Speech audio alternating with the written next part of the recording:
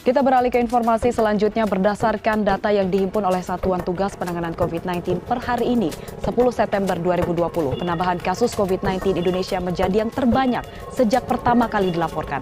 Terdapat penambahan kasus sebanyak 3.861 kasus, sehingga total kasus COVID-19 Indonesia adalah sebanyak 207.203 kasus. Kemudian penambahan kasus sembuh sebanyak 2.310 pasien, sehingga total kasus sembuh adalah sebanyak 147.510 pasien.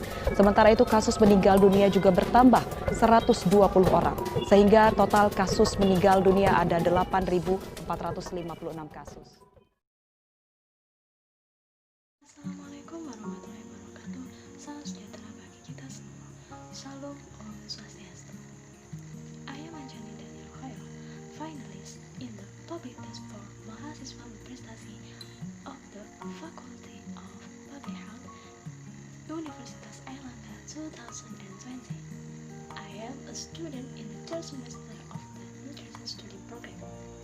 Here, I want to present my scientific paper entitled Layanan Kesehatan Digital Berbasis Home Care sebagai upaya pencegahan penyebaran COVID-19 di era revolusi industri 4.0. Salah satu Sustainable Development Goals yang menjadi perhatian pemerintah sekarang adalah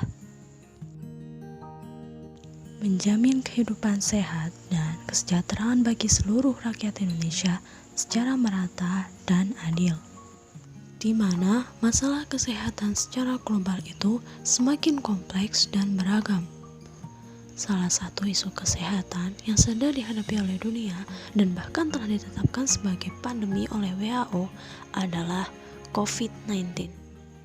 COVID-19 merupakan penyakit menular yang disebabkan oleh virus corona yang baru-baru ini ditemukan. Penyebaran penyakit ini dapat dikatakan sangat cepat. Penyebaran COVID-19 yang terbilang cepat tersebut membuat pemerintah mengeluarkan berbagai kebijakan, mulai dari pembatasan sosial berskala besar atau PSBB hingga pembiasaan kehidupan baru yang kemudian dikenal dengan new normal. Lantas, bagaimana hak masyarakat Indonesia untuk mendapatkan layanan kesehatan yang nyaman, aman, dan profesional dapat terpenuhi jika mereka terpaksa tidak dapat keluar rumah karena kebijakan peraturan PSBB atau karena rasa takut mereka terpapar COVID-19? Bagaimana pelayanan kesehatan dapat tetap terpenuhi dengan tetap memperhatikan protokol kesehatan di era revolusi industri 4.0 ini? Home care based healthcare is the answer.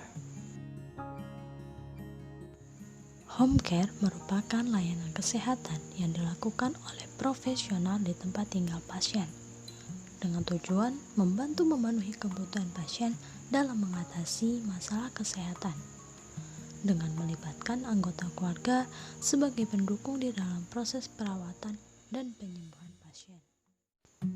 Selain dapat meningkatkan derajat kesehatan pasien dan mendukung kebijakan pemerintah, home care juga dinilai mampu mengurangi jumlah antrian pasien di rumah sakit atau layanan kesehatan lainnya, di mana antrian pasien yang menyebabkan kerumunan tersebut merupakan salah satu faktor yang mempercepat penyebaran COVID-19. Fasilitas layanan kesehatan di Indonesia juga masih dibilang terbatas. Menurut data terbaru dari Departemen Kesehatan Indonesia, hanya ada sekitar 309.100 tempat tidur rumah sakit di Indonesia, dengan sebagian besar berada di Pulau Jawa. Pelayanan kesehatan berbasis home care ini diimplementasikan pada jenis kasus yang dapat dilayani dan dirawat dari rumah, yakni kasus-kasus umum pasca perawatan di rumah sakit dan juga kasus khusus yang dijumpai di komunitas. Walaupun demikian, tidak dapat dipungkiri bahwa pengimplementasian dan pembiasaan penggunaan layanan kesehatan ini juga mengalami beberapa kendala, seperti halnya rendahnya kualitas sinyal di beberapa wilayah Indonesia, yaitu daerah tertinggal, perbatasan, dan kepulauan atau DTPK. Oleh sebab itulah, perlu adanya kerjasama yang berkesinambungan dan tidak satu arah antara pemangku kebijakan atau stakeholders. That's all my presentation. I'm sorry for my mistake and thank you for watching.